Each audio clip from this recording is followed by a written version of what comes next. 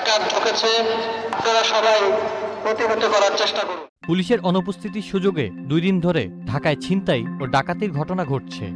ডাকাতির খবরে আতঙ্কগ্রস্ত পুরো রাজধানীবাসী।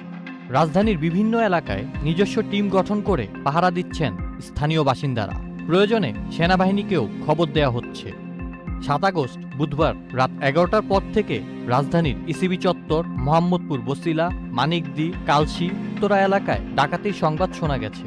ডাকাতরা বয়সে তরুণ, হাতে ছুরি চাপাতি নিয়ে তারা মানুষের বাসাবাড়িতে প্রবেশ করছে। ডাকাত দল এলাকাগুলোতে ঢুকেই এলোপাতারি গুলি চালানোর কথাও শোনা যাচ্ছে। অস্ত্রধারী ডাকাতদের মোকাবেলায় মসজিদে মাইকিং করে রাস্তায় নিরস্ত্র বাসিন্দারা নেমে আসছেন। এদিকে রাত 12টার পর মোহাম্মদপুর, কেরানীগঞ্জ, উত্তরা, ইসিবি চত্বর এলাকায় ডাকাতির তথ্য ও ভিডিও ছড়িয়ে পড়েছে সামাজিক যোগাযোগ মাধ্যমে। এসব এলাকায় মসজিদে মাইকিং হচ্ছে, সবাইকে সতর্ক থাকতে বলা হচ্ছে।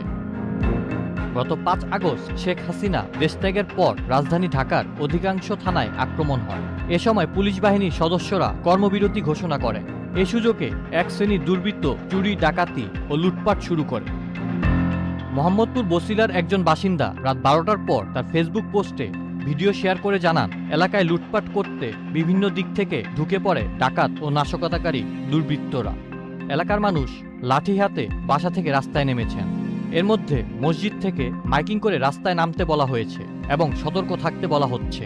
এপিবিএন হেডকোয়ার্টারে হামলার চেষ্টা হলে এপিবিএন সদস্যরা এগিয়ে এলে পালিয়ে যায় দুর্বৃত্তরা।